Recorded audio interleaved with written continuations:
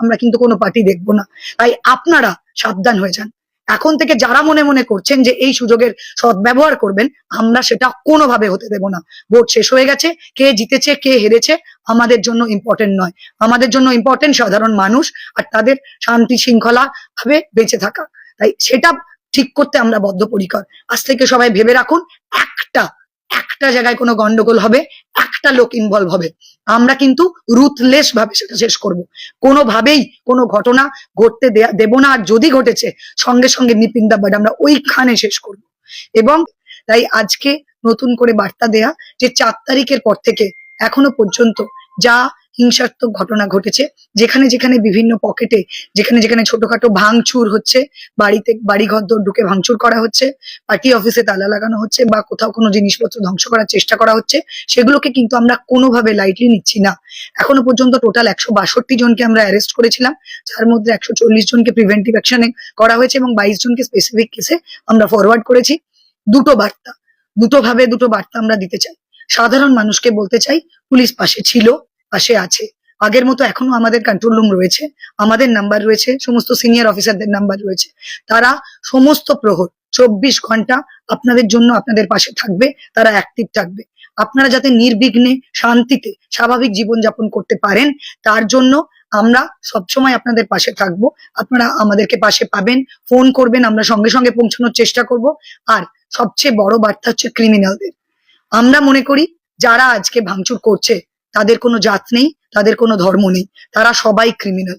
তো আমরা তাদের জন্য একটাই বার্তা দিতে চাই, যা হার্সনেস আপনারা দেখেছেন গত দুদিনে, ৪ তারিখ রাত থেকে এখনো পর্যন্ত, সেটা কিছুই দেখেননি, just tips of the iceberg.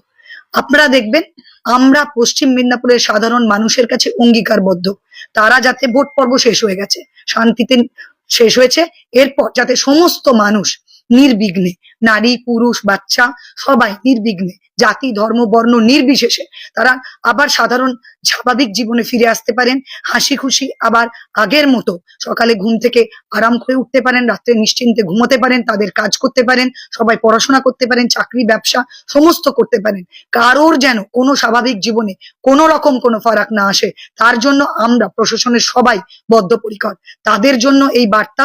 এখানে কিন্তু জানবেন যে কোনো পার্টি জেতা বা হারা, কোনো পার্টির কোনো কর্মকর্তা আপনাদের পাশে থাকবেন না, সেটাই কিন্তু ওপর থেকে বার্তা দেয়া আছে। এবং আপনারা নিশ্চয়ই বুঝতে পারছেন কালকের অ্যারেস্ট দেখে যে যারা ক্রিমিনাল তাদের জন্য কিন্তু কেউ পাশে দাঁড়ানোর থাকবে না। কেউ পাশে দাঁড়ালে তার এগেনস্টেও আমরা সেরকম ভাবেই বার্তা নেব। আমরা কিন্তু কোনো পার্টি দেখবো না। তাই আপনারা সাবধান হয়ে যান। এখন থেকে যারা মনে মনে করছেন যে এই সুযোগের সদ্ব্যবহার করবেন, আমরা সেটা কোনোভাবে হতে দেব না। ভোট শেষ হয়ে গেছে, কে জিতেছে কে হেরেছে আমাদের জন্য ইম্পর্টেন্ট নয়। আমাদের জন্য ইম্পর্টেন্ট সাধারণ মানুষ আর তাদের শান্তি শৃঙ্খলা ভাবে বেঁচে থাকা। তাই সেটা ঠিক করতে আমরা বদ্ধপরিকর। আজ থেকে সবাই ভেবে রাখুন, একটা একটা জায়গায় কোনো গন্ডগোল হবে, একটা লোক ইনভলভ হবে, আমরা কিন্তু রুথলেস ভাবে সেটা শেষ করব। কোনোভাবেই কোনো ঘটনা ঘটতে দেব না। আর যদি ঘটেছে সঙ্গে সঙ্গে নিপিন দা বাড আমরা ওইখানে শেষ করব। এবং এটা কিন্তু নির্বাচন কমিশনারেরও বার্তা, এটা কিন্তু সমস্ত জেতা হারা সমস্ত পার্টির লোকেদেরও বার্তা। ক্রিমিনাল কারণ নয়, ক্রিমিনালের যেখানে জায়গা আমরা সেখানে পাঠাবার ব্যবস্থা করব।